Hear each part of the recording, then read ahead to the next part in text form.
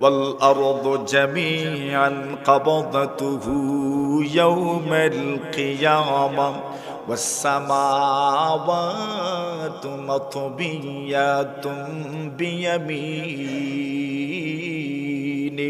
আল্লাহ বলেন আগো নবীজি ওয়াল আরদু জামিআন কাবদাতুহু ইয়াউমাল কিয়ামাহ সবগুলো জমিন আল্লাহর মুষ্টির ভিতরে থাকবে ওয়াস সামাওয়াতু মাতুবিয়াতুম বিয়ামিনি আল্লাহ বলেন সবগুলো আসমান আল্লাহর মুঠির ভিতরে বাজ অবস্থায় থাকবে ইয়াউমা নাতুমিস সামাআ কাতাইমিস সিজিল্লি লিল কুতুব কামা বাদানা আউওয়ালা খালকিন নুঈদু ওয়াদান আলাইনা ইন্না কুন্না ফাইলিন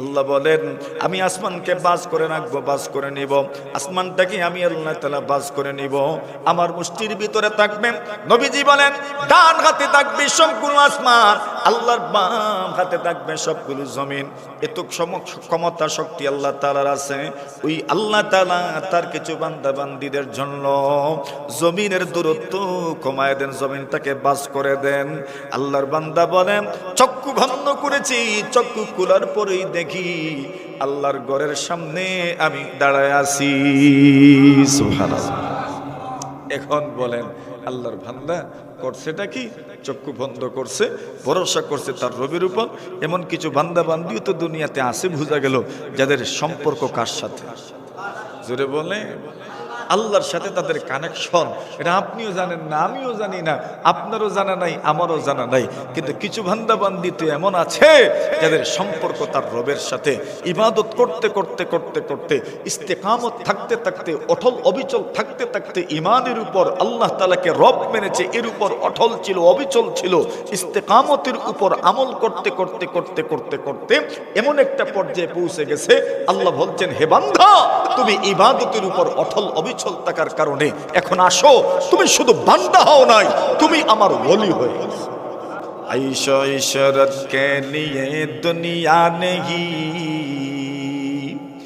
আয়েশা ইশরাত কে লিয়ে দুনিয়া নেহি याद रख तू बंदा है मेहमान ही याद रख तू बंदा है मेहमान ही এই দুনিয়া আরামের জন্য নয় চাকচিক্যের জন্য নয় মনে রেখো এই দুনিয়াতে আপনি মেহমান হিসাবে আসেন নাই এই দুনিয়াতে আপনি বান্দা হিসাবে এসেছেন গোলাম হিসাবে এসেছেন আল্লাহর বান্দা মালিক তার গোলামকে ডাকলেন গোলাম আসো আমার কারোবার আমার ব্যবসা বাণিজ্য তোমার হাতে আমি সমঝায় যেতে চাই কেন মালিক আপনি ব্যবসা করবেন আপনি বাণিজ্য করবেন আপনি কারোবার করবেন আপনার কারোবার আপনার ব্যবসা বাণিজ্যের জিম্মাদারি আমার হাতে কেন দিয়ে যাচ্ছেন আল্লাহর বান্দা বলেন জানো না গোলাম আমি তো হজের উদ্দেশ্যে নয় না হজের সফরে আমি যাব আল্লাহর বান্দা গোলামের মনটা মুহূর্তের ভিতরেই খারাপ হয়ে গেল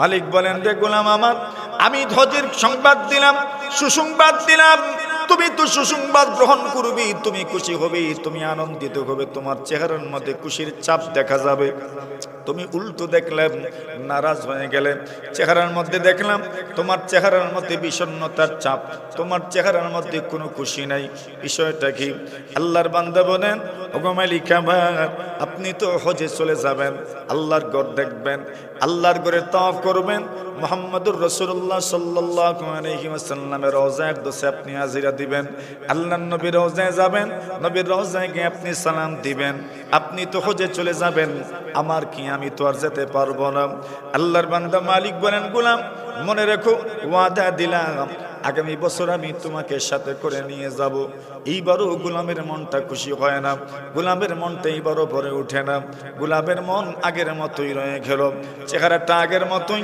এইবার গোলাম মালিককে বলি মালিক আমার আপনি বলছেন আগামী বছর নিয়ে যাবেন এই বছর আমি বাঁচবো কিনা আমিও জানি না আপনিও জানেন না আপনি বাঁচবেন কিনা আপনিও তো জানেন না আমিও জানি না আপনি আগামী বছর আমাকে নিয়ে যাবেন যদি না বাঁচি মনের ভিতরে একটা আশা নিয়ে আমি মারা যাব মালিক বলেন তবে কি এই বছর তোমাকে নিয়ে যাব। রাগ করে বলছেন, তোমার ভিসাও হয় নাই, তোমার পাসপোর্টও হয় নাই, তোমাকে আমি এই বছর কেমনে নিয়ে যাব। আল্লাহর বান্দা গোলাম বলে, ওগো মালিক আমার, আপনি আমাকে নিয়ে যাবেন, শুধু এতটুকু জরুরত নয়, এতটুকু প্রয়োজন নয়। আমার জন্য প্রয়োজন কি জানেননি? আমি তো আপনার গোলাম, আপনার অনুমতি ছাড়া তো একটা পা আমি ফেলতে পারি না, একটা পাও সামনে বাড়াতে পারি না, একটা পাও পিছনে নিতে পারি না। আপনার অনুমতি ব্যতিরেক আমি কিছুই করতে পারি না। এজন্য শুধু অনুমতি চাই, আপনি আমাকে অনুমতিটা দিয়ে দেন, আমি যেন হজে যাই। আপনার কোনো বাধা নাই, বিপত্তি নাই, শুধু অনুমতিটা দিয়ে দেন। মালিকের গুসা আরো বেশি উঠছে, শুধু অনুমতি দিলেই কি তুমি হজে চলে যেতে পারবে? আল্লাহর বান্দা গোলাম বলেন, সেটা আপনার দেখার বিষয় নয়, আমারও দেখার বিষয় নয়, শুধু আপনি অনুমতিটা দেন। আল্লাহর বান্দা মালিক বলেন, রাগান্বিত হয়ে বলেন, যাও, অনুমতি দিলাম, অনুমতি দিলাম, অনুমতি দিলাম। আল্লাহর বান্দা গোলামের মনটার সাথে সাথেই খুশি হয়ে গেল। এই দুনিয়াতে কত মানুষ গোলাম আছে, দুনিয়ার মানুষের গোলাম। আল্লাহর বান্দা যদি ইবাদত করতে পারে, আল্লাহকেও খুশি করতে পারে, তার দুনিয়ার মালিককেও খুশি করতে পারে। নবীজি বলেন, সালাসাতুল লাকুম আজরান, তিন ধরনের মানুষ এমন আছেন যাদেরকে আল্লাহ পরমার্থিকারে আলম ডাবল সওয়াব দেন, দ্বিগুণ সওয়াব দেন।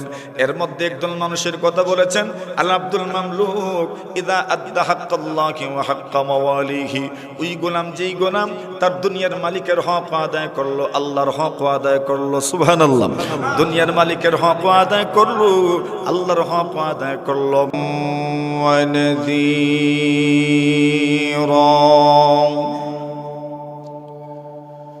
وداعيا إلى الله بإذنه وسراجا منيرا.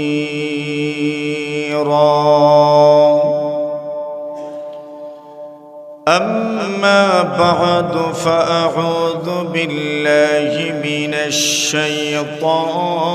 الشيطان الرجيم.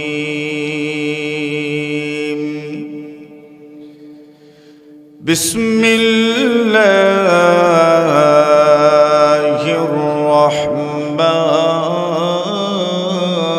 الرحمن الرحيم.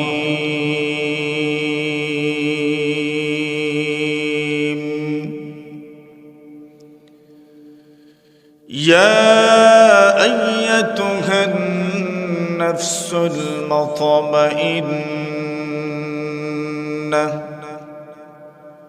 ارجعي إلى ربك راضية مرضية فادخلي في عبادي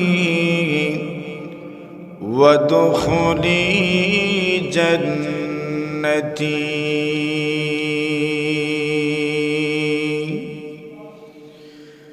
آمنت بالله صدق الله مولانا العظيم وصدق رسوله النبي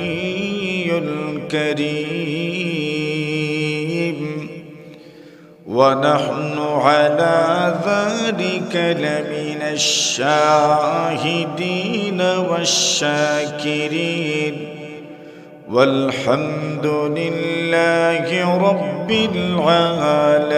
العالمين. صلى الله على سيدنا ومولانا محمد وعلى آله وأصحابه وسلم. صلى الله على سيدنا. 12তম বার্ষিক তাফসীরুল কোরআন মাহফিলের নিহায়ত কাবিল ইহতেরাম জনাবে সদরে জলসা, আপনাদের এই এলাকার কৃতি সন্তান, বিশিষ্ট হাদিস বিশারদ সংগঠনের সম্মানিত সভাপতি হযরত মাওলানা আব্দুল মালিক কাসিমি হাফিজাহুমুল্লাহ ওয়া রাআহুম ওয়া সাল্লামাহুম, উপস্থিত এলাকার গণ্যমান্য মুরব্বিয়ান, যুবক ভাইয়েরা, জাতির বিবেক হাজরাত উলামায়ে কেরাম, সর্বস্তরের দিন ধরদি ধর্মপ্রাণ মুসলমান ভাইয়েরা, আল্লাহ পাক রব্বুল আলামিনের অসংখ্য অগণিত শুকর আদায় করছি যে মহান রব্বুল আলামিন প্রতিকূল আবহাওয়া উপেক্ষা করে আপনাকে আমাকে আল্লাহর ঘর মসজিদে সমবেত হয়ে কোরআন সুন্নাহের আলোকে কিছু কথা বলার ও শোনার তৌফিক দান করেছেন। এজন্য আমরা সকলেই জবান খুলে মহব্বতের সাথে কালিমাতুশ শুকুর পাঠ করছি। আমরা সকলেই পড়ি আলহামদুলিল্লাহ। যাদের শ্রম আছে এবং যারা আমরা মাহফিলকে সফল করার লক্ষ্যে উলামায়ে কেরামের জবান থেকে কিছু কথা শোনার জন্য এসেছি, আল্লাহ পাক আমাদের সকলকে দুনিয়া আখিরাতের উত্তম বিনিময় দান করুন, আমিন। এর মুহতারাম হাজিরিন, আমাদের প্রত্যেকের সামাজিক এক একটা পরিচয় আছে। এই সবগুলো পরিচয়ের উপর বড় যে পরিচয় আমাদের, সে পরিচয়টা হচ্ছে আমরা সকলেই আল্লাহর গোলাম। কার গোলাম? আল্লাহর গোলাম। দেখেন, গোলাম হতে পারাটাও অত্যন্ত সৌভাগ্যের। আল্লাহর গোলাম, মানুষ আল্লাহর বান্দা, মানুষ আল্লাহ তাআলার গোলাম। গোলামি এই গুণ মানুষের জন্য সবচেয়ে বড় গুণ। এই জন্য আল্লাহ তাআলা নবী আকরাম সাল্লাল্লাহু আলাইহি ওয়াসাল্লামের মেরাজের এই গুরুত্বপূর্ণ বিষয়টি বর্ণনা করার ক্ষেত্রে রাসূল নবী কোনো গুণ উল্লেখ না করে বান্দা বান্দা গুণ উল্লেখ করেছেন। সুবহানাল্লাযী আসরা বিআবদিহি, মহান সেই সত্তা যেই সত্তা তার বান্দাকে ভ্রমণ করিয়েছেন রাত্রিবেলা, মিনাল মসজিদিল হারাম ইলাল মসজিদিল আকসা, মসজিদে হারাম থেকে মসজিদে আকসা পর্যন্ত ভ্রমণ করিয়েছেন তার বান্দাকে। রাসূল বলেননি, নবী বলেননি, বান্দা বলেছেন। কেন? আবদিয়াত, বান্দা এত বড় এক গুণ। ফুদাইল ইবনে আয়াজ রাহিমাহুল্লাহ তাআলা বলেন, ওয়া মিম্মা যাদানি উজবান ওয়াতিহা ওয়া কিতু বিআখমাসাইয়া আতাউস সুরাইয়া দুখুলি তাহতা কওলিকা ইয়া ইবাদি ওয়া আন সাইয়ারতা আহমাদ লি নবিয়্যা। ফুদাইল ইবনে আয়াজ বলেন, আমার গর্বের বিষয়, আমার আনন্দের বিষয়, কি পরিমাণ আনন্দ, কি পরিমাণ গর্ব যে আমি যদি আনন্দে, আমার মনের খুশিতে আমি কি পরিমাণ গর্বিত। বলছেন, এতটুকু আনন্দিত খুশি আমি হতাম না যদি সুরাইয়া সিতারা তারকা আমার পদতলে চলে আসতো। মানে আমি উপরে উঠতে উঠতে উঠতে উঠতে যদি সুরাইয়া নামক তারকার উপরে উঠে যেতাম, আমি এত আনন্দিত হতাম না। দুটি গুণে গুণান্বিত হওয়ার কারণে যেই পরিমাণ আনন্দিত হয়েছে, সে দুটি গুণ কি? এক নম্বর গুণ বলেছে, দুখুলি তাহতা কওলিকা ইয়া ইবাদি ওয়া আন সাইয়ারতা আহমাদ লি নবিয়্যা। আল্লাহর বান্দা বলেন, আল্লাহ তাআলা আপনি যখন কোরআন মাজিদের মধ্যে ইয়া ইবাদি বলে ডাক দেন, ইয়া ইবাদি মানে হে আমার বান্দা বান্দিরা, আমার মতো নগণ্য আপনার বান্দা বান্দিদের দলভুক্ত হতে পেরে যেই পরিমাণ আনন্দিত হয়েছি, আসমানে যদি চলে যেতাম আমি এতটুকু আনন্দিত হতাম না। আল্লাহর বান্দা হতে পেরে যত আনন্দিত হয়েছে। দুই নম্বর বলেন, ওয়া আন সাইয়ারাতা আহমাদ লি নবিয়্যা। রব্বুল আলামিন, আমি এত আনন্দিত কেন জানেন নি?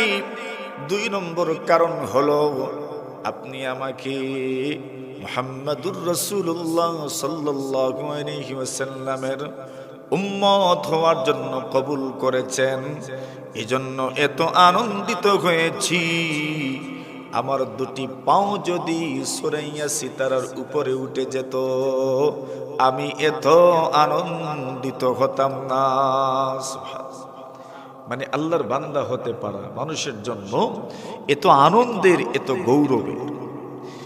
কোন মানুষ যদি আল্লাহর বান্দা হয়ে যেতে পারেন, আল্লাহর বান্দি হয়ে যেতে পারেন, আল্লাহ তাআলা তার জন্য কি পুরস্কার রেখেছেন তা তো পরে আলোচনা করা হবে। নবী আকরাম সাল্লাল্লাহু আলাইহি ওয়াসাল্লাম জানায়া দেন, কোন মানুষ যদি আল্লাহ তাআলার বندگির মধ্যে নিজের জীবনটাকে অতিবাহিত করতে পারেন, ওই মানুষের জন্য মহান আল্লাহ তাআলা জান্নাতের দরজা খুলে দিবেন। বন্দেগী, বান্দা হতে পারা। মানুষ বান্দা হবে, কখন বান্দা হবে, মানুষের বন্দেগীর ধরনটা কেমন হবে, এত লম্বা চওড়া আলোচনা আমরা করব না। মানুষের বন্দেগীর ফায়দা কি, মানুষ বান্দা হতে পারলে তার লাভ কি, এই সংক্রান্ত কতগুলো কথা অগোচর ভাবে আমরা বলবো। কেন? ইতিপূর্বে আমরা অনেক বড় এক বন্দেগীর আমল সম্পাদন করেছি। রমজান মাসের রোজা আমরা রাখতে পেরেছি। এই বন্দেগীর দাম কি, এই বন্দেগীর মাধ্যমে ফায়দা কি, লাভ কি, সেই আলোচনাটা আমাদের কথার পরতে পরতে ফুটে উঠবে ইনশাআল্লাহ। যেগুলো আপনাদের উলামায়ে কেরামদের জবান থেকে একবার নয়, দুইবার নয়, শতবার আপনারা সেই আলোচনা অত্যন্ত গুরুত্বের সাথে শুনেছেন। একজন মানুষ বান্দা হওয়া তার জন্য কত বড় সৌভাগ্যের। হাদিস শরীফের মধ্যে রাসূল আকরাম সাল্লাল্লাহু আলাইহি ওয়াসাল্লাম বলেছেন, মানুষের জীবনের বড় কিছু সমস্যা আছে। সেই সমস্যাগুলোর একটা সমস্যা হলো মানুষ দরিদ্র, ধনী না, এটা একটা গুরুত্বপূর্ণ সমস্যা। আরেকটা সমস্যা হলো আল্লাহর জমিনে যারা আছি আমরা, আমাদের আরেকটা সমস্যা হলো যে আমরা ধনী হতে পারলাম না। এক তো দারিদ্র, দ্বিতীয় হচ্ছে আমরা ধনী হতে পারলাম না। আল্লাহর হাবিব সাল্লাল্লাহু আলাইহি ওয়াসাল্লাম হাদিস শরীফের মধ্যে বর্ণনা করেন, হাদিসে কুদসি যাকে বলা হয়, قال النبي صلى الله عليه وسلم فيما يرويه عن ربه تبارك وتعالى। নবী আকরাম সাল্লাল্লাহু আলাইহি ওয়াসাল্লাম বলেন, আল্লাহর হাবিব বলেন, আল্লাহ পাক নিজেই তার বান্দা বান্দীদেরকে সম্বোধন করে বলেছেন, তাফাররাকলি ইবাদাতি। আপনাকে ডাক দিয়ে আল্লাহ বলছেন, আমাকে ডাক দিয়ে আল্লাহ বলছেন, ঘরে যেই নারীরা আছেন, মহিলারা আছেন, সেই সকল মহিলাদেরকে সম্বোধন করে আল্লাহ পরওয়ারদিগারে আলম বলছেন, তাফাররাকলি ইবাদাতি। এরে বান্দা বান্দি আমার, আমার ইবাদতের জন্য তুমি সময় ব্যয় করো, আমার ইবাদতের জন্য তুমি সময় বের করো। আল্লাহ জানায়া দেন, তুমি যদি আমার ইবাদতের জন্য সময় বের করতে পারো, আমলা সাদরাকা গিনা, আমি আল্লাহ তাআলা তোমার অন্তরটাকে ধনী বানায়া দিব। যদি আমার ইবাদতের জন্য তুমি সময় দিতে পারো, আল্লাহর কথা হচ্ছে, আল্লাহর ঘোষণা হচ্ছে, আমি তোমার অন্তরকে ধনী বানায়া দিব। আচ্ছা বলেন, অন্তর যদি ধনী হয়ে যায় তো আর লাগে কিছু? মাতুন না আপনারা, আমার কথা বুঝুননি আপনারা? যদি অন্তর ধনী হয়ে যায় তো আর কি লাগে বলেন? যে মানুষের অন্তর ধনী তার তো আর কিছুই লাগে না। লাইসাল গিনা আন কাসরাতিল আরাদ। আল্লাহর হাবিব বলেন, ধনী হওয়ার অর্থ নয় সম্পদ বৃদ্ধি হওয়া, সম্পদ বেড়ে যাওয়া, এটার নাম ধনী হওয়া নয়। ওয়ালাকিন্নাল গিনা গিনান নাফস। আল্লাহর হাবিব বলেন, আসল ধনাঢ্যতা হলো অন্তরের দিক থেকে ধনী হয়ে যাওয়া। এবার প্রশ্ন হলো, অন্তরের দিক থেকে আপনি ধনী হবেন কিভাবে? এই কথাটা বোঝার জন্য আসেন রাসূলুল্লাহ সাল্লাল্লাহু আলাইহি ওয়াসাল্লামের একটা হাদিস আমরা শুনি। আল্লাহর হাবিব সাল্লাল্লাহু আলাইহি ওয়াসাল্লাম সাহাবায়ে কেরামদেরকে নিয়ে এইভাবে কথা বলছিলেন। এমন সময় নবীজি সাহাবীদেরকে সম্বোধন করে বলেন, সাহাবীরা আমার, আমি তোমাদেরকে কতগুলো কথা বলবো, এই কথাগুলো তোমরা কে মনে রাখবে, কে এই কতগুলো ধারণ করবে, অন্তরে লালন করবে, মুখস্থ করবে। মাইয়া খুদান্নি হাউলা ইল কালিমাত ফায়ামালু বিহিন্না আও ইউআল্লিমু মাইয়ামালু বিহিন্না। এই কথাগুলো তুমি নিজে আমল করবে, তুমি গ্রহণ করবে, তুমি ধারণ করবে, নিজে আমল করবে। যারা আসতে পারে নাই, যারা শোনে নাই, ওই মানুষগুলোর পর্যন্ত তুমি এই কথাগুলো পৌঁছায় দিবা। আল্লাহর হাবিবের সাহাবী হযরত আবু হুরায়রা রাদিয়াল্লাহু তাআলা, যার সম্পর্কে তো জানেন, নবীজির সাহাবীদের মধ্য থেকে সবচেয়ে বেশি ইলম পিপাসু, ইলমের লোভী সাহাবী যিনি ছিলেন, সেই সাহাবীর নাম হচ্ছে আবু হুরায়রা রাদিয়াল্লাহু তাআলা। এই পরিমাণ ইলমের খাকিসমান ছিলেন, ইলমের লোভী ছিলেন। রাসূলুল্লাহ সাল্লাল্লাহু আলাইহি ওয়াসাল্লাম যা বলতেন তাই তো উনি শুনতেন। নবীজিকে মাত্র ৩-৪ বছরের মতো সময় উনি পেয়েছেন, কিন্তু এই ৩-৪টা বছরের ভিতরে যা শুনেছেন, এগুলো যখন বর্ণনা করেছেন, বর্ণনার পরে তত্ত্ব অনুসন্ধান করলে দেখা যায় সবচেয়ে বেশি হাদিস বর্ণনা করেছেন আবু হুরায়রা রাদিয়াল্লাহু তাআলা আনহু। সুবহানাল্লাহ, এত হাদিস উনি বর্ণনা করেছেন, অথচ মাত্র কয়েকটা বছর রাসূলকে উনি পেয়েছেন। এত হাদিস কিভাবে বর্ণনা করলেন? ইলমের লুভ আল্লাহ তাআলা ওনার অন্তরে ধান করেছেন। নবী আকরাম সাল্লাল্লাহু আলাইহি ওয়াসাল্লামের কাছে একদিন আবু হুরায়রা রাদিয়াল্লাহু তাআলা বললেন, ইয়া রাসূলুল্লাহ, আমি তো আপনার কাছে বসি, সব সময়ই পড়ে থাকি আপনার কাছে, শুনতে তো কম শুনি না, কিন্তু মুখস্থ তো রাখতে পারি না। এই সমস্যা কি শুধু আবু হুরায়রা রাদিয়াল্লাহু তাআলা করছিল না আমরারও? মতন না, এটা কি আমরা না? আমরা যা শুনি সব মুখস্থ থাকে তো, আমরা না ভুলি যাই? গত বছর এই মাঠে যে ওয়াজ হয়েছে মুখস্থ আছে? মাঠে না, মুখস্থ নাই। ওয়াজ তো হয়েই ঠিক, কিন্তু মুখস্থ তো থাকে না। আল্লাহর হাবিব কি ওয়াজ করছিলাম এটা নিয়ে মনে আছে? কি ওয়াজ করছিলাম এটা নিয়ে মনে আছে? নাই। আচ্ছা, মূল ওয়াজ বাদ দেন, বিষয় কি এটাই তো মুখস্থ নেই।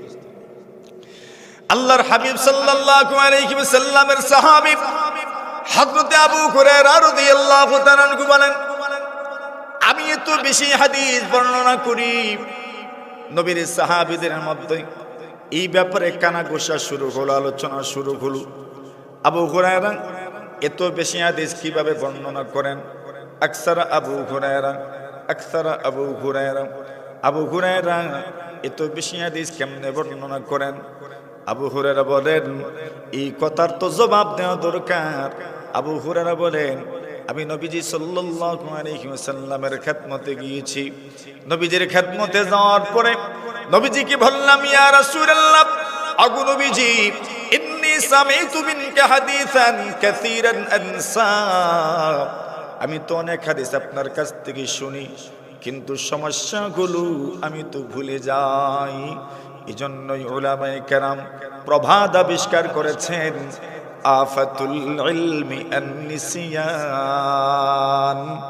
ইলমের জ্ঞানের আফত সমস্যা হলো ভুলে যাওয়া। ঠিক না ঠিক? এটা জ্ঞানের মূল সমস্যা, ভুলে যাওয়া। আল্লাহর হাবিবের সাহাবী বলেন, ওগো নবীজি, আমি তো অনেক হাদিস আপনার জবান থেকে শুনি, কিন্তু ভুলে যাই। আপনি যদি কোনো একটা কিছু করতেন যেন আমি না ভুলি।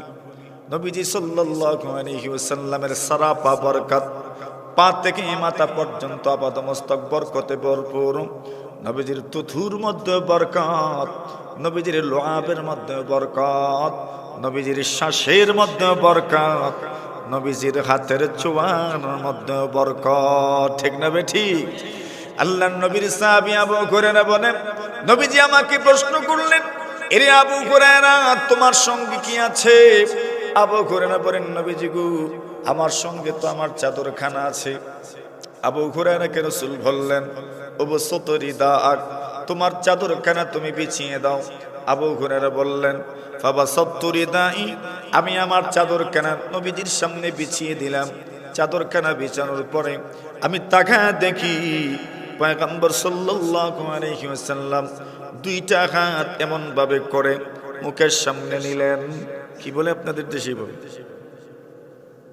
এভাবে কিছু দেওয়ারে কি করে? দুই হাত দ্বারা এইভাবে দেওয়ার নাম কি? আপনার দেশে কিতা বলে এটা? আঞ্জুল। ঠিক আছে না? ঠিক আছে তো, বুঝছেন নি এখন?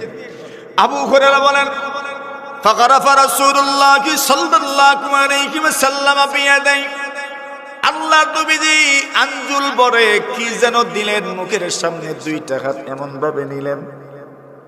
এমন ভাবে নেওয়ার পরে তাকায় দেখলাম আঞ্জুল বরে কি যেন নবীজি আমার বিছানো চাদরের মধ্যে এমন ভাবে রাখলেন। আল্লাহর নবীজি বলেন আবু হুরায়রা, এইবার তোমার চাদর কেনা তুমি বাজ করে নাও। আবু হুরায়রা বলেন আমি আমার চাদর কানা বাজ করে নিলাম, অত বড় চাদর কানা আমি আমার সিনার মধ্যে লাগায় রাখলাম। আবু হুরায়রা বলেন ওই যে লাগাইছি, এরপরে আমি যা শুনেছি একটা কথাও ভুলে যাই না।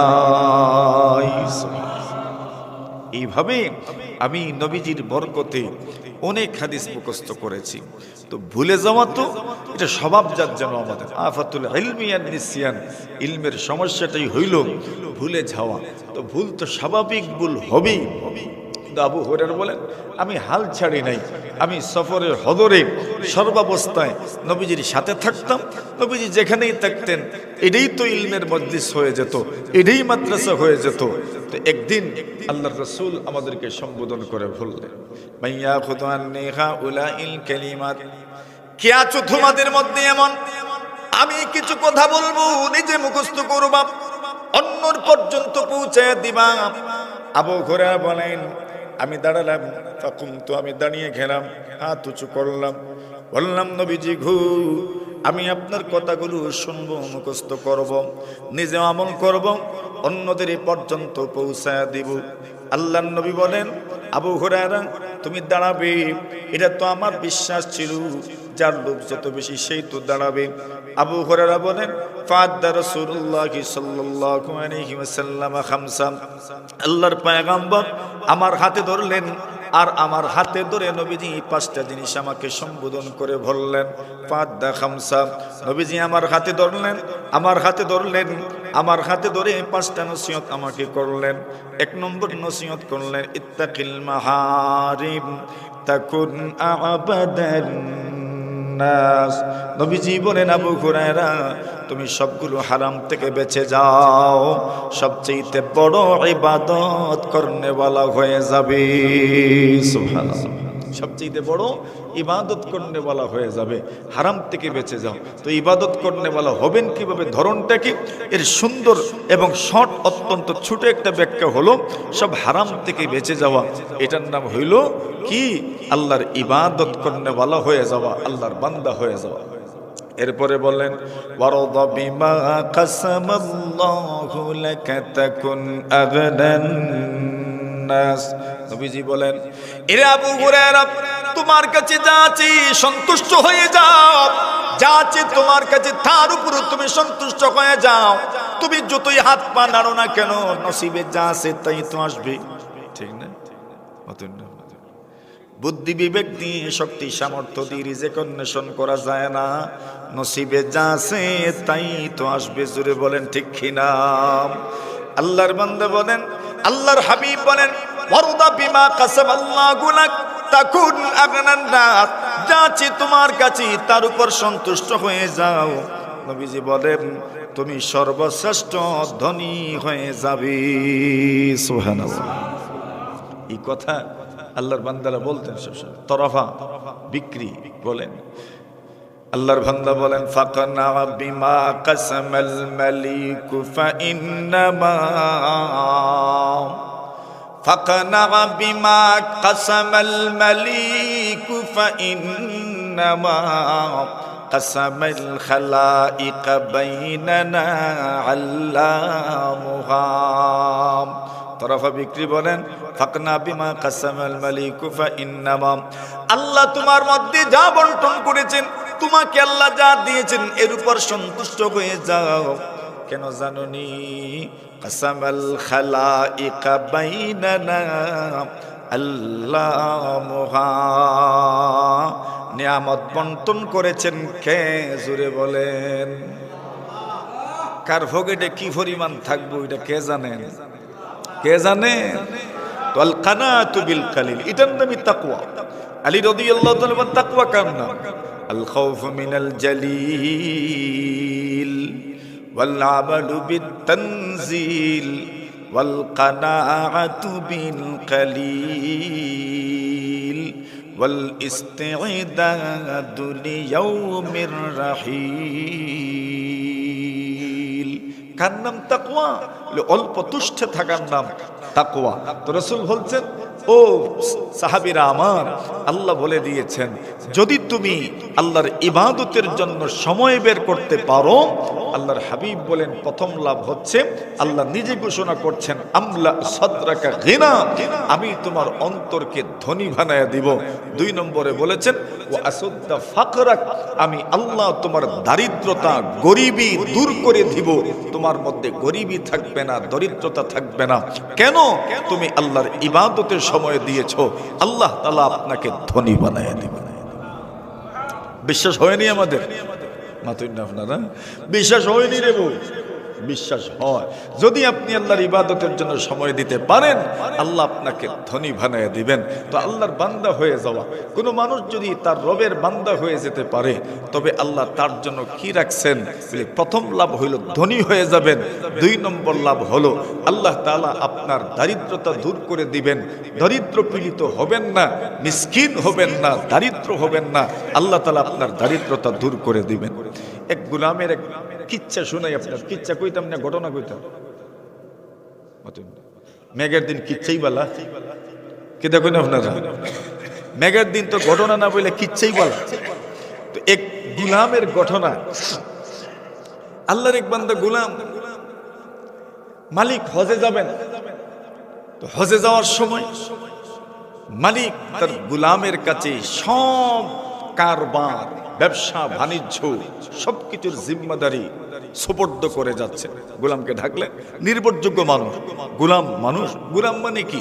গোলাম মানে হলো যেই লোকের নিজের কোনো ইচ্ছা নাই, নিজস্ব কোনো চাওয়া নাই, মালিক যা বলবেন তা করতে হবে, মালিক যা বলবেন তা শুনতে হবে, মালিক যখন ডাক দিবেন তখন তার ডাকে সাড়া দিতে হবে। এটার নাম হইতো গোলামি, ঠিক না বে ঠিক? তো আমরা কি গোলাম না? কার গোলাম? ऐशो इशरत के लिए दुनिया नहीं, ऐशो इशरत के लिए दुनिया नहीं, याद रख तू बंदा है मेहमान नहीं, याद रख तू बंदा है मेहमान नहीं। এই দুনিয়া আরামের জন্য নয়, চাকচিক্যের জন্য নয়। মনে রেখো, এই দুনিয়াতে আপনি মেহমান হিসাবে আসেন নাই, এই দুনিয়াতে আপনি বান্দা হিসাবে এসেছেন, গোলাম হিসাবে এসেছেন। আল্লাহর বান্দা মালিক তার গোলামকে ডাকলেন, গোলাম আসো, আমার কারোবার, আমার ব্যবসা বাণিজ্য তোমার হাতে আমি সমঝায় যেতে চাই। কেন মালিক? আপনি ব্যবসা করবেন, আপনি বাণিজ্য করবেন, আপনি কারোবার করবেন, আপনার কারোবার, আপনার ব্যবসা বাণিজ্যের জিম্মাদারি আমার হাতে কেন দিয়ে যাচ্ছেন? আল্লাহর বান্দা বলেন, জানো না গোলাম, আমি তো হজের উদ্দেশ্যে নয় না, হজের সফরে আমি যাব। আল্লাহর বান্দা গোলামের মনটা মুহূর্তের ভিতরেই খারাপ হয়ে গেল।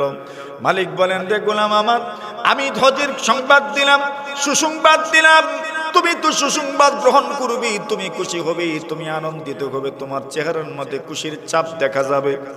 তুমি উল্টো দেখলাম, নারাজ হয়ে গেলে। চেহারার মধ্যে দেখলাম তোমার চেহারার মধ্যে বিষণ্ণতার চাপ, তোমার চেহারার মধ্যে কোনো খুশি নাই। বিষয়টা কি? আল্লাহর বান্দা বলেন, ওগো মালিক আমার, আপনি তো হজে চলে যাবেন, আল্লাহর ঘর দেখবেন, আল্লাহর ঘরে তাওয়াফ করবেন, মুহাম্মদুর রাসূলুল্লাহ সাল্লাল্লাহু আলাইহি ওয়াসাল্লামের রওজার দোষে আপনি হাজিরা দিবেন, আল্লাহর নবীর রওজায় যাবেন, নবীর রওজায় গিয়ে আপনি সালাম দিবেন। আপনি তো হজে চলে যাবেন, আমার কি, আমি তো আর যেতে পারবো না। আল্লাহর বান্দা মালিক বলেন, গোলাম মনে রেখো, ওয়াদা দিলাম আগামী বছর আমি তোমাকে সাথে করে নিয়ে যাব। এইবারও গোলামের মনটা খুশি হয় না, গোলামের মনটা এইবারও ভরে ওঠে না, গোলামের মন আগের মতোই রয়ে গেল, চেহারাটা আগের মতোই। এইবার গোলাম মালিককে বলি, মালিক আমার, আপনি বলছেন আগামী বছর নিয়ে যাবেন, এই বছর আমি বাঁচবো কিনা? আমিও জানি না, আপনিও জানেন না আপনি বাঁচবেন কিনা, আপনিও তো জানেন না, আমিও জানি না। আপনি আগামী বছর আমাকে নিয়ে যাবেন, যদি না বাঁচি মনের ভিতরে একটা আশা নিয়ে আমি মারা যাব। মালিক বলেন, তবে কি বছর তোমাকে নিয়ে যাব? রাগ করে বলছেন, তোমার ভিসাও হয় নাই, তোমার পাসপোর্টও হয় নাই, তোমাকে আমি এই বছর কেমনে নিয়ে যাব? আল্লাহর বান্দা গোলাম বলে, ওগো মালিক আমার, আপনি আমাকে নিয়ে যাবেন, শুধু এতটুকু জরুরত নয়, এতটুকু প্রয়োজন নয়। আমার জন্য প্রয়োজন কি জানেননি? আমি তো আপনার গোলাম, আপনার অনুমতি ছাড়া তো একটা পা আমি ফেলতে পারি না, একটা পাও সামনে বাড়াতে পারি না, একটা পাও পিছনে নিতে পারি না। আপনার অনুমতি ব্যতিরেক আমি কিছুই করতে পারি না। এজন্য শুধু অনুমতি চাই, আপনি আমাকে অনুমতিটা দিয়ে দেন, আমি যেন হজে যাই। আপনার কোনো বাধা নাই, বিপত্তি নাই, শুধু অনুমতিটা দিয়ে দেন। মালিকের গুসা আরো বেশি উঠছে, শুধু অনুমতি দিলেই কি তুমি হজে চলে যেতে পারবে? আল্লাহর বান্দা গোলাম বলেন, সেটা আপনার দেখার বিষয় নয়, আমারও দেখার বিষয় নয়, শুধু আপনি অনুমতিটা দেন। আল্লাহর বান্দা মালিক বলেন, রাগান্বিত হয়ে বলেন, যাও, অনুমতি দিলাম, অনুমতি দিলাম, অনুমতি দিলাম। আল্লাহর বান্দা গোলামের মনটার সাথে সাথেই খুশি হয়ে গেল। এই দুনিয়াতে কত মানুষ গোলাম আছে, দুনিয়ার মানুষের গোলাম। আল্লাহর বান্দা যদি ইবাদত করতে পারে, আল্লাহকেও খুশি করতে পারে, তার দুনিয়ার মালিককেও খুশি করতে পারে। নবীজি বলেন, সালাসাতুল লাকুম আজরান, তিন ধরনের মানুষ এমন আছেন যাদেরকে আল্লাহ পরমার্থিকারে আলম ডাবল সওয়াব দেন, দ্বিগুণ সওয়াব দেন। এর মধ্যে একজন মানুষের কথা বলেছেন, আল আব্দুল মামলুক ইদা আদ্দা হাক্কাল্লাহি ওয়া হাক্কা মাওয়ালিহি, ওই গোলাম যেই গোলাম তার দুনিয়ার মালিকের হক আদায় করলো, আল্লাহর হক আদায় করলো। সুবহানাল্লাহ। দুনিয়ার মালিকের হক আদায় করলো, আল্লাহর হক আদায় করলো। দুনিয়ার মালিকের হক আদায় করতে হয়, আল্লাহর হক আদায় করতে হয়। আল্লাহ রাসূল বলেন, ওই ব্যক্তির আমলের মধ্যে আল্লাহ তাআলা দ্বিগুণ সওয়াব দেন। দ্বিগুণ সওয়াব কোন আমলে দেন সেই ব্যাখ্যায় যাওয়ার দরকার নাই, শুধু এতটুকু বুঝে নেন। আল্লাহ তাআলার ওই বান্দা বান্দি যারা গোলামবাদী, এরা যদি দুনিয়ার মালিকের হক আদায় করতে পারে, আল্লাহর হক আদায় করতে পারে, আল্লাহ তাআলা তাদেরকে দ্বিগুণ সওয়াব দান করবেন। মালিক যেই সময় অনুমতি দিয়েছেন, যাও, অনুমতি দিলাম, তুমি যদি পারো হজ করে নাও, অনুমতি দিলাম, আমার পক্ষ থেকে কোনো বাধা নাই, বিপত্তি নাই। আল্লাহর বান্দা গোলামের মনটা খুশি হয়ে গেল। এইবার মনে মনে ভাবে, যাব কেমনে? হঠাৎ করে মনে আসলো, যাব কেমনে সেটা তো আমার ব্যাপার না। দুইটা পাও তো আছে আমার। সুবহানাল্লাহ। কয়টা পাও? এমন গাড়ি, এটা তেলও লাগে না, ঠিক না বেটি? এই যে এখন সময় আসছে তেলের বড় সংকট, এইভাবে তেল তুল কিছু লাগে? কিছুই লাগে না। আল্লাহর বান্দা বলেন, রওনা হয়ে যাব। ভরসা কার উপর? আল্লাহ তো জানায় দিয়েছেন, ওয়া মাইয়া তাওয়াক্কাল আলাল্লাহি ফাহুয়া হাসবুক। আল্লাহ জানায় দিয়েছেন, বান্দা বান্দি শুনে রাখো, ওয়া মাইয়া তাওয়াক্কাল আলাল্লাহ ফাহুয়া হাসবুক। কোন মানুষ যদি তার রবের উপর ভরসা করতে পারে, আল্লাহর উপর যদি ভরসা করতে পারো, আপনি ঠকবেন না, ঠকবেন না, ঠকবেন না, ঠকবেন না। আল্লাহ বলেন, আল্লাহর উপর ভরসা করে দেখো, ওই মানুষটার জন্য তার যথেষ্ট হয়ে যাবেন, তার জোরে জোরে জোরে যথেষ্ট হয়ে যাবেন, তার মালিক, তার রব যথেষ্ট হয়ে যাবেন। এটা কার কথা? আল্লাহর কথা। আর আল্লাহ তো বলে দিয়েছেন, ইন্নাল্লাহা ইউহিব্বুল মুতাওয়াক্কিলিন, যারা আল্লাহর উপর ভরসা করে তাদেরকে মহব্বত করেন কে? এই লোকেরও ভরসা কার উপর? বিষয় নাই, পাসপোর্টও নেই। আল্লাহর বান্দা বলে, পাও দুইটা আছে তো, রওনা হয়ে যায়। আল্লাহর বান্দা সফরের উদ্দেশ্যে রওনা, হজে যাবে। এখন পা ছাড়া তো আর কোনো গতি নেই। মরুভূমি দিয়ে যখন হাঁটা শুরু করছে, সুবহানাল্লাহ। আপনাদের বড় হাওর কোনটা? বালাইর হাওর। এখন বালাইর হাওরের এক পারে যদি কেউ নামে আর ওপর পারের দিকে যদি থাকায়, কি তা মনে করেন ডরু লাগবো নি? পায়ে হেঁটে যাবে, হাওরটা পাড়ি দিবে, তো প্রথমেই তো মনে ধাক্কা লাগবে, বাপরে বাপ, এত দূর কেমনে হেঁটে যাব, ঠিক না বে ঠিক? আল্লাহর বান্দা যখন মরুভূমির মধ্যে পা দিছেন, এমনিতেই বিশাল মরুভূমি দেখা যায়, এত বড় মরুভূমি পাড়ি কেমনে দিবি? আল্লাহর বান্দা বড় চিন্তায় পড়ে গেল, পেরেশান হয়ে গেছে, পাড়ি কেমনে দিবি? আল্লাহর উপর তো ভরসা করেছেন, কিন্তু মানবিক দৃষ্টিতে কষ্ট তো লাগছে মানবিক দৃষ্টিতে, তারপরও ভয় লাগছে, শঙ্কা লাগছে। এত বড় পাহাড়, এত বড় মরুভূমি আমি কেমনে পাড়ি দিব? হঠাৎ করে মনে মনে আসলো, এত বড় মরুভূমি দেখছি, চক্ষুটা বন্ধ করে নেই। চক্ষু বন্ধ করছে, সুবহানাল্লাহ। মাঝে মাঝে মাঝে মাঝে মাঝে মধ্যে, আপনাদের তো রেল লাইন নাই, আমাদের দিকে রেল লাইন আছে। আমরা যখন রেল লাইন পার হইতাম আগে, কোনো সময় হাঁটাহাঁটি করতাম, তো ফুল আসলে পরে ডর লাগতো। নিচে তো ফাঁকা দেখা যায়, আর নিচ যত দেখা যায় তত ডর লাগে। তো আমরা কি করতাম, নিচের দিকে তাকাবো না, উপরের দিকে তাকাই। নিচের দিকে তাকাইলেই ডর লাগতো। এখন চক্ষু বন্ধ করছে আল্লাহর বান্দা। আল্লাহর বান্দা বলে চক্ষু বন্ধ করি, মরুভূমি দেখলামও না, ভয় লাগলো না। আর মরুভূমি তো মরুভূমি, বাস হাঁটতেই থাকলাম, হাঁটতেই থাকলাম। আল্লাহর বান্দা চক্ষু বন্ধ করার পরে একটু পরেই মনে আসছে, আরে চক্ষু যে বন্ধ করলাম আমি, যদি এখন সাপ এসে আমাকে কামড় দেয়, বিচ্ছু যদি আমাকে কামড় দেয়, যদি নেকড়ে আমার উপর আক্রমণ করে, যদি হিংস্র কোনো প্রাণী আমার উপর আক্রমণ করে, চক্ষু খোলা থাকলে আক্রমণ কোন দিকে করছে কমপক্ষে প্রথমে, কিন্তু যদি চক্ষু বন্ধ থাকে আমার উপর হঠাৎ করে যদি আক্রমণ করে, তো বাঁচার তো আর কোনো রাস্তাই রইল না, বাঁচার তো কোনো পথ রইল না।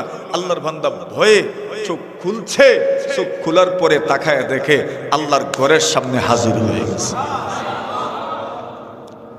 এটা কেমনে হইল? এটা আমি বুঝবো না, আপনি বুঝবেন না। তবে নবীর একটা কথা আছে, নবী আকরাম সাল্লাল্লাহু আলাইহি ওয়াসাল্লাম বলেন, আল্লাহ তাআলা তার কিছু বান্দাবান্দির জন্য দূরত্বকে কমায় দেন। এটাকে তাইয়ুল আরদ বলা হয়, জমিনকে সংকীর্ণ করে দেওয়া, জমিনকে ভাঁজ করে দেওয়া। জমিনকে আল্লাহ তাআলা ভাঁজ করে দেন। আল্লাহ তাআলা কিয়ামতের কঠিন ময়দানে কত কিছু যে করবেন। ওয়াল আরদু জামিআন কাবাদাতুহু ইয়াউমাল কিয়ামাহ والسماوات مطويات بيمينه। আল্লাহ বলেন, আগুনবিদি ওয়াল আরদু জামিআন কাবদাতুহু ইয়াউমাল কিয়ামাহ, সবগুলো জমিন আল্লাহর মুষ্টির ভিতরে থাকবে। ওয়াস সামাওয়াতু মাতবিয়াতুম বিয়ামিনি, আল্লাহ বলেন সবগুলো আসমান আল্লাহর মুঠির ভিতরে বাজ অবস্থায় থাকবে। يوم نطوي السماء كطي السجل للكتب كما بدأنا أول خلق نعيد وعدا علينا إنا كنا فاعلين। আল্লাহ বলেন, আমি আসমানকে বাজ করে রাখবো, বাজ করে নিব। আসমানটাকে আমি আল্লাহ তাআলা বাজ করে নিব, আমার মুষ্টির ভিতরে থাকবে। নবীজি বলেন, ডান হাতে থাকবে সবগুলো আসমান, আল্লাহর বাম হাতে থাকবে সবগুলো জমিন। এত ক্ষমতা শক্তি আল্লাহ তাআলার আছে। ওই আল্লাহ তাআলা তার কিছু বান্দা বান্দীদের জন্য জমিনের দূরত্ব কমায় দেন, জমিনটাকে বাজ করে দেন। আল্লাহর বান্দা বলেন, চক্ষু বন্ধ করেছি, চক্ষু খোলার পরেই দেখি আল্লাহর ঘরের সামনে আমি দাঁড়ায় আছি। সুবহানাল্লাহ। এখন বলেন, আল্লাহর বান্দা করছেটা কি? চক্ষু বন্ধ করছে, ভরসা করছে তার রবের উপর। এমন কিছু বান্দা বান্দিও তো দুনিয়াতে আছে, বোঝা গেল যাদের সম্পর্ক কার সাথে? জোরে বলে, আল্লাহর সাথে তাদের কানেকশন। এটা আপনিও জানেন না, আমিও জানি না, আপনারও জানা নাই, আমারও জানা নাই। কিন্তু কিছু বান্দা বান্দি তো এমন আছে যাদের সম্পর্ক তার রবের সাথে। ইবাদত করতে করতে করতে করতে, ইস্তেকামত থাকতে থাকতে, অটল অবিচল থাকতে থাকতে, ইমানের উপর আল্লাহ তাআলাকে রব মেনেছে, এর উপর অটল ছিল, অবিচল ছিল। ইস্তেকামতের উপর আমল করতে করতে করতে করতে করতে এমন একটা পর্যায়ে পৌঁছে গেছে, আল্লাহ বলছেন, হে বান্দা, তুমি ইবাদতের উপর অটল অবিচল থাকার কারণে এখন আসো, তুমি শুধু বান্দা হও নাই, তুমি আমার ওলি হয়ে গেছো, তুমি আমার কাছের বন্ধু হয়ে গেছো, তুমি আমার ওলি হয়ে গেছো। আমি তোমার সবকিছু, আমি তোমার সবকিছু হয়ে গেলাম। আল্লাহর বান্দা গেলেন তো হজে। এখন মালিকও হজে গেছেন। হজের আনুষ্ঠানিকতা যখন শুরু হলো, আনুষ্ঠানিকতা শুরু হয়েছে, মিনায় যাওয়া হলো, মুজদলিফায় যাওয়া হলো, আরাফায় যাওয়া হলো, আল্লাহর ঘরের তাওয়াফ হইল, পাথর মারা হইল, কুরবানি করা হইল, এহরাম খোলা হইল, পরের 2 দিনও পাথর মারা হইল। এই আমলগুলো করার সময় মালিকের সাথেও দেখা হয়েছে।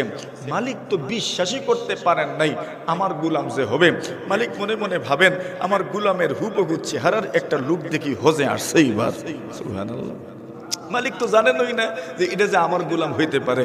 আর গোলাম তো মালিকের দিকে তাকায় আর মুস্কি মুস্কি হাসি দেয় আর মনে মনে ভাবে আপনিও আসছেন আমিও আসছি, আপনি তো আমাকে অনুমতি দিছেন, দেখেন না আপনি এসেছেন আমি এসেছি। মালিক একবার ভাবলেন আচ্ছা তাকে জিজ্ঞাসা করি তুমি কি অমুক, কিন্তু মনে মনে ভাবলেন এক্স এজাদের চেহারার কত মানুষ দুনিয়াতে আছে, আমার গোলাম হজ পর্যন্ত আসবে, মক্কা পর্যন্ত আসবে, এমন কোনো রাস্তাই তো নাই, এমন কোনো পথই তো নাই, এমন কোনো ব্যবস্থাই নাই, তাহলে আসবেই বা কেমনে? আল্লাহর বান্দা শেষমেশ যখন মদিনা গেলেন, মদিনা যাওয়ার পরে এইবার খুব গভীরভাবে পর্যবেক্ষণ করলেন, আচ্ছা দেখি না কে সে। একবার তাকে ডাক দিলেন হে জায়েদ, জয়েদ ছিল তার নাম, ডাক দিলেন হে জায়েদ। যেই মাত্র জয়েদ নামটা গোলামের কানে পৌঁছেছে এমনিতেই জয়েদ জবাব দিলেন লাব্বাইকা, জি আমি হাজির আমার মালিক, বলেন কি বলবেন। সুবহানাল্লাহ। মালিকের এই ভাবনা বুঝে এসেছে, আরে দেখি আমার গুলামই তো, আমার গুলামই তো। এখন বললেন আচ্ছা তুমি কেমনে আসলে? আল্লাহর বান্দা বলেন কেমনে আসছি তা জানি না, তবে আমি যখন মরুভূমিতে পা রাখলাম, মরুভূমিতে পা রাখার পরে ভয় লাগছে আমার বড় বেশি, যে চিন্তা করলাম এত বড় মরুভূমি আমি কেমনে পাড়ি দিব। তো ভয় থেকে বাঁচার জন্য চক্ষু বন্ধ করে নিয়েছিলাম, চক্ষু বন্ধ করার পরে আরেক ভয় লাগছে আমার, সেই আশঙ্কাটা হলো যদি সাববিচ্ছ হিংস্র প্রাণী আমার উপর আক্রমণ করে বসে তো আমি বাঁচতে পারবো না। চক্ষুটা খোলা থাকলে কমপক্ষে প্রাথমিক আপনি তো কমপক্ষে প্রতিরোধ গড়ে তুলতে পারবো। এজন্য চক্ষু খুলছি। কি চক্ষু খুলবো? খোলার পরেই দেখি আল্লাহর ঘর আমার সামনে। জোরে বলেন হাত উঠাওয়া দর পে তেরে জব বুলায়ে তো মুঝে, হাত উঠাওয়া দর পে তেরে जब बुलाए तो मुझे खाने काबा को पहुँचो, तलबिया कहते हुए खाने काबा को पहुँचो, तलबिया पढ़ते हुए खाने काबा को पहुँचो, तलबिया पढ़ते हुए। আমিন বলেন। আল্লাহ যেন তৌফিক দান করেন, আমিন বলেন। আল্লাহর বান্দা বলেন চক্ষু খুলেছি, এমনিতেই দেখি আমি আল্লাহর ঘরের সামনে দাঁড়ায় আছি। এইবার মালিক বলেন কিছুই তো বুঝে উঠতে পারলাম না, চক্ষু বন্ধ করেছো, চক্ষু খোলার পরে দেখেছো আল্লাহর ঘরের সামনে দাঁড়িয়ে আছো। গোলাম বলেন মালিক সাহেব আমারও বুঝে ধরে নাই কেমনে কি হয়ে গেল। এমনিতেই মালিক গোলামকে সম্বোধন করে বলেন এরে গোলাম আমার, তুমি কি আল্লাহর হাবিব সাল্লাল্লাহু আলাইহি ওয়াসাল্লামের রওজা আকদাস জিয়ারত করেছো? আল্লাহর বান্দা বলেন জি আমি জিয়ারত করার জন্য এসেছি। আল্লাহর বান্দা বলেন জিয়ারত করবা, জিয়ারতের আমলটা যখন শেষ হয়ে যাবে, নবীজি বলছেন মান যারা কবরি ওয়াজাবাত লাহু শাফাআতি, কোন মানুষ যদি আমার কবর জিয়ারত করে, নবীজি বলছেন তার জন্য আমার শাফাআত জরুরি হয়ে যায়। জোরে বলেন সুবহানাল্লাহ। আল্লাহর নবীজি সাল্লাল্লাহু আলাইহি ওয়াসাল্লাম হাদিস শরীফের মধ্যে বলেন কোন মানুষ যদি হজে যায়, কোন মানুষ যদি হজে যায়, নবীজি বলেন হজের সওয়াব কি, হজের সওয়াব কি, হজের সওয়াব কি? আল্লাহর হাবিব বলেন হজের সওয়াব হলো মহান আল্লাহর জান্নাতের মেহমান হয়ে যাওয়া। এটাই হজের সওয়াব, আল্লাহর জান্নাতের মেহমান হয়ে যাওয়া। জিজ্ঞাসা করলেন তুমি যে হজে আসলা, হজ যে করলা, আচ্ছা জান্নাতের কোনো সার্টিফিকেট পেয়েছো? আল্লাহর বান্দা বলেন জান্নাতের সার্টিফিকেট তো আমি লিখিত কিছু পাই নাই। সুবহানাল্লাহ। আল্লাহর বান্দা মালিক বলেন ঢং করছেন, মজাক করছেন, সার্টিফিকেট তো দেওয়া হয় ওই যে ওইখানে যাও, এখানেই তো সার্টিফিকেট দেওয়া হয়। আল্লাহর বান্দা বলেন আমি সেখানে গেলাম, আমি দৌড়ে গেলাম, সেখানে গিয়ে সার্টিফিকেট নিয়ে আসবো। মালিক বলেছেন ওই জায়গাতে সার্টিফিকেট দেওয়া হয়। আল্লাহর বান্দা বলেন আমি আস্তে আস্তে সামনের দিকে অগ্রসর হতে থাকলাম। আল্লাহর নবীর রওজা, ওই জায়গাতে যাবেন, মনের অবস্থাটা কেমন হওয়া দরকার?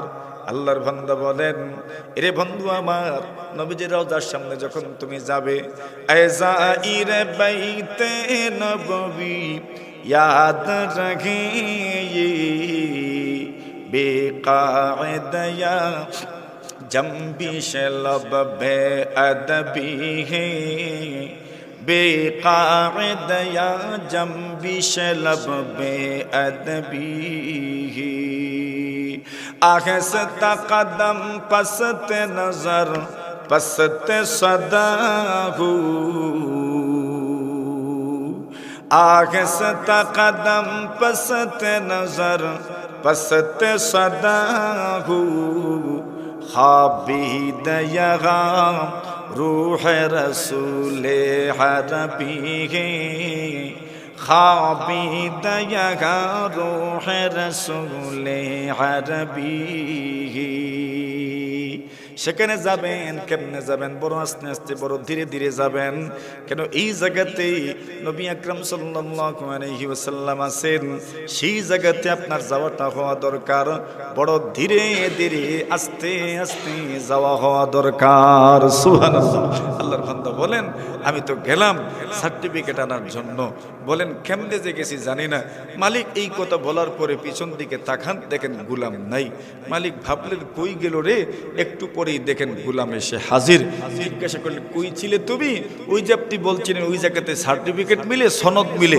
ওইটা আনার জন্য আমি গিয়েছি আল্লাহর বান্দা গেলে কোন দিকে বলেন চক্ষু বন্ধ করছি আগের মতো আর চক্ষু বন্ধ করার পরে চক্ষু খোলার পরে দেখছি সনদ যেই জায়গায় বিতরণ হয় ওই জায়গায় পৌঁছে গেছি আল্লাহর বান্দা সনদ কই দেখি এখন সনদ দেখাইলেন সুবহানাল্লাহ সুবহান এখন সনদ কি এটার মধ্যে কি লেখা ছিল সেটা তো আর আমরা জানি না আপনিও জানেন না তবে এর দ্বারা বোঝা যায় যে আল্লাহ তাআলা তার বান্দা বান্দীদের মধ্যে এমন কিছু মানুষ রেখেছেন যাদেরকে আল্লাহ বড় পছন্দ করেন এদের তাআল্লুক সম্পর্ক খুব গভীর সম্পর্ক রবের সাথে আছে এটা আপনি হতে পারেন বড়রা হতে পারেন আপনি হতে পারেন যে কেউ হতে পারে একজন ড্রাইভার হতে পারে একজন মজদুর হতে পারে একজন শ্রমিক হতে পারে যে কোনো লাইনের একজন মানুষ তার রবের সাথে গভীর সম্পর্ক স্থাপন করতে পারে একজন ব্যবসায়ী তার রবের সাথে গভীর সম্পর্ক স্থাপন করতে পারে এটা আমার জন্য আপনার জন্য জরুরি যত আমল আছে সব আমলের গুরুত্বপূর্ণ একটা উদ্দেশ্য হচ্ছে রবের সাথে যেন গভীর সম্পর্ক তৈরি হয়ে যায় আমাদের মুরব্বী আমাদের হযরত মুফতি সাহেব হুজুর দামাত বারাকাতুহুম শেখুল হাদিস সাহেব দামাত বারাকাতুহুম তশরিফ এনেছেন হুজুরের বয়ান হবে হুজুরকে রেখে আমি আর কথা বলা মুনাসিব মনে করছি না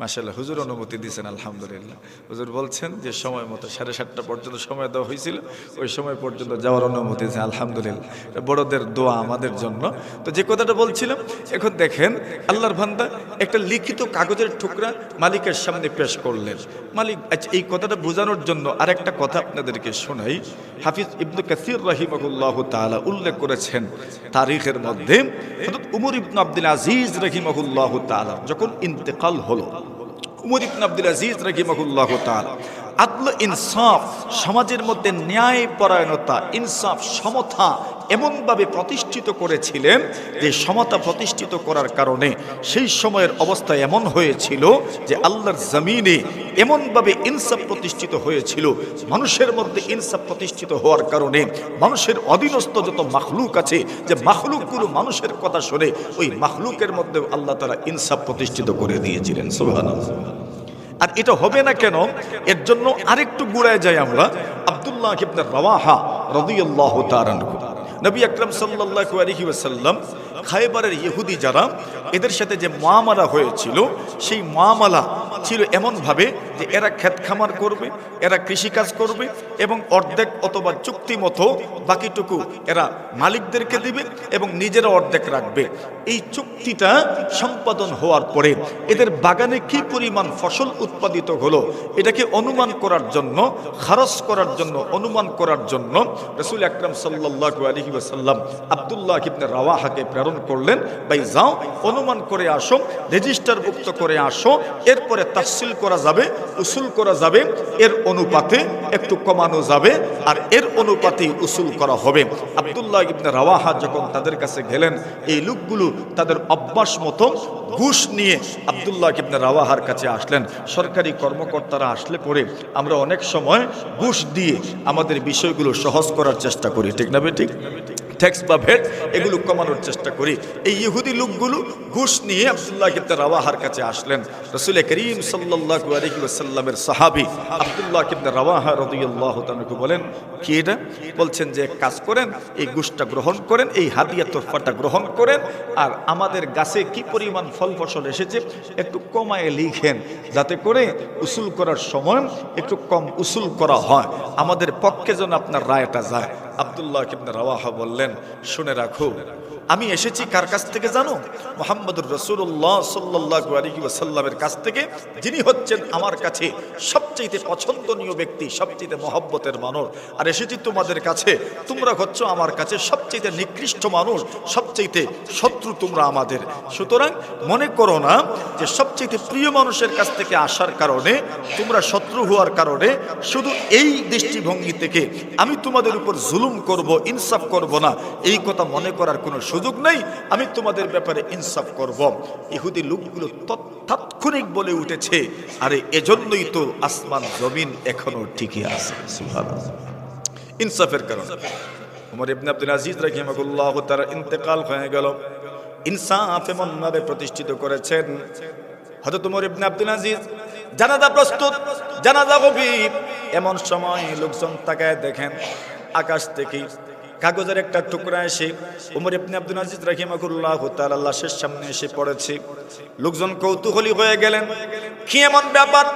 একটা কাগজের টুকরা ওমর ইবনে আব্দুল আজিজ রাহিমাহুল্লাহ তাআলা লাশের সামনে এসে পড়েছে। কাগজের টুকরাটা হাতে নিলেন, হাতে নেওয়ার পরে এবার পড়লেন, দেখেন ওই কাগজের মধ্যে লেখা আছে, হাদিহি বারাআতুম মিনাল্লাহ লিউমর ইবনে আব্দুল আজিজ মিনান নার ফাআদখিলুহা ফি কাফানিহি ওয়া দাফানুহু বিহা।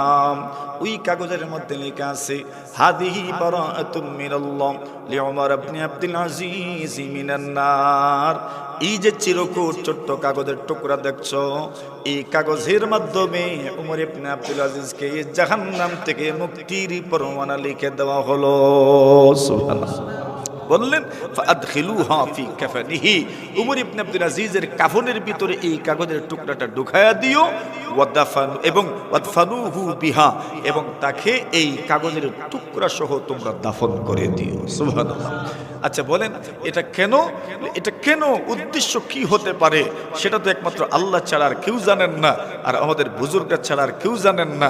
কিন্তু দেখতে তো এই বিষয়টা বোঝা যায় যে আল্লাহ তাআলা তার কিছু বান্দাবান্দির জন্য স্পেশালিটি রেখেছেন, বিশেষত্ব রেখেছেন। মাঝে মধ্যে এমন কিছু বিশেষত্ব আল্লাহর অনেক বান্দাবান্দিদের ব্যাপারে প্রমাণিত হয়, প্রকাশ পায়।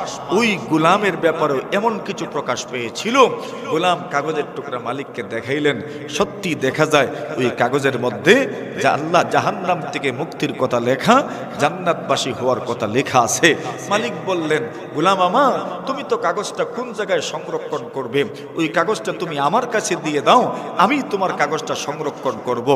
গোলাম চিন্তা করে, সত্যি তো আমার কাছে তো বাক্সও নাই, আমার কাছে তো টাঙ্কও নাই, যে আমার কাছে আলমিরা শোকেস কিছুই তো নাই যে আমি এটাকে সংরক্ষণ করব। মালিকের কাছে দিয়ে দিলেন।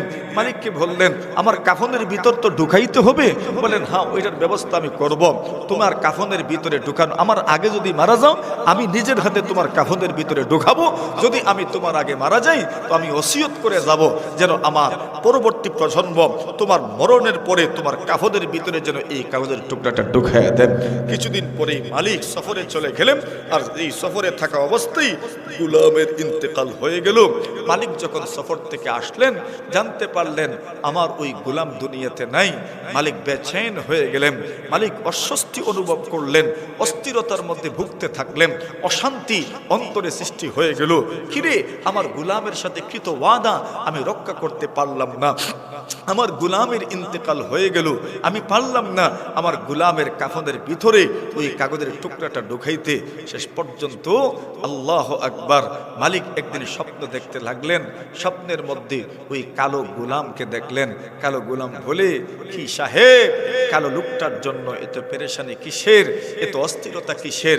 উনি বলেন, আরে ও যায়েদ, তুই তো মারা গেলি আমার আগে, আমার তো কথা ছিল তোমার কাফনের ভিতরে আমি কাগজের টুকরা ঢুকাবো, কিন্তু কিন্তু আমি তো ওই সময় উপস্থিত ছিলাম না। কিন্তু দুঃখের ব্যাপার, বাড়িতে আসার পরে আমি যখন আমার ট্রাঙ্ক, আমার বাক্স আমি তালাশ করলাম, ওই বাক্সের ভিতরে কাগজটা দেখলাম না। আল্লাহর বান্দা গোলাম বলেই, মালিক আপনি কি ভেবেছেন এটা দুনিয়ার কোনো কাগজ, দুনিয়ার কোনো সনদ, দুনিয়ার কোনো সনদ মনে করেছেন? ওইটা দুনিয়ার সাথে এটার কোনো সম্পর্ক নাই। আপনি ছিলেন না তো কি হয়েছে? সত্যি সত্যি আমার আল্লাহ আমার কাফনের ভিতরে এই কাগজটা ঢুকানোর কুদরতি ব্যবস্থা করে দিয়েছিলেন। এজন্য আপনি খুঁজে পাচ্ছেন না। তো বলছিলাম, আল্লাহর কিছু বান্দাবান্দি দুনিয়াতে এমন আছেন যারা ইবাদতের মাধ্যমে রবের সাথে এমন গভীর সম্পর্ক তৈরি করে নেয় যে রব তাদেরকে পছন্দ করেন, আর এমন মানুষগুলোকে আল্লাহ তাআলা নিজেও পছন্দ করেন। ইন্নাল্লাহা ইউহিব্বুল আবদাত তাকিয়াল গানিয়াল খাফি। আল্লাহ তার বান্দাবান্দিদের মধ্য থেকে এমন কিছু মানুষকে পছন্দ করেন যারা তার পরিপূর্ণ দাসত্ব ইখতিয়ার করেছেন, এবং যারা ধনী মানুষও এবং মুত্তাকিও গোপনেও থাকতে পছন্দ করেন। ওই মানুষগুলো মহান রবের সবচেয়ে প্রিয় মানুষ হয়ে যান। সুবহানাল্লাহ। তো আমরাও তো আমাদের রবের প্রিয় হতে চাই। যদি আমরা আমাদের রবের প্রিয় হতে পারি তো আমাদের জন্য পরকালীন কি সুখবর আছে। আল্লাহ বলছেন, ও দুনিয়ার মুসলমান, তোমার নফস যদি নফসে মুতমাইন্না হয়। নফসের কত প্রকার আছে আমাদের বড়দের কাছ থেকে আপনারা শুনেছেন।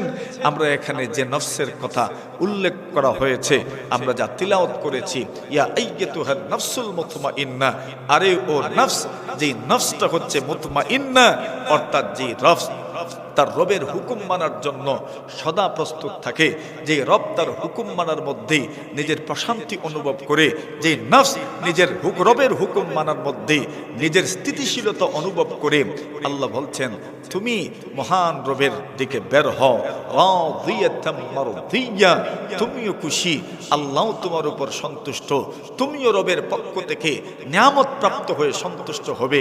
এরপরে যেই কথাটা বলছেন এটাই মূলত আজকের আমাদের কথার উদ্দেশ্য, আলোচনার উদ্দেশ্য। ফাদখুলি ফি ইবাদি ওয়াদখুলি জান্নাতি, তুমি আমার বান্দাবান্দীদের দলভুক্ত হও, এরপরে আল্লাহর জান্নাতের মেহমান হও। সুবহানাল্লাহ। তো জান্নাতে যেতে হলে কি লাগবে? আল্লাহর বান্দাবান্দীদের দলভুক্ত হতে হবে। বান্দাবান্দীদের দলভুক্ত হও, এদের মিছিলে শরীক হও, এরপরে আল্লাহর জান্নাতের মেহমান হও। বান্দাবান্দি হতে রাজি নি আমরা ইনশাআল্লাহ? অনেক পরিচয় আছে, অনেক পরিচয়, আমার দুনিয়াবি অনেক পরিচয় আছে, কত পরিচয়, বড় বড় পরিচয় আছে আমাদের।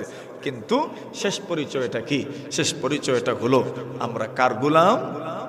বলেন, কার গোলাম? কার গোলাম? আল্লাহর গোলাম।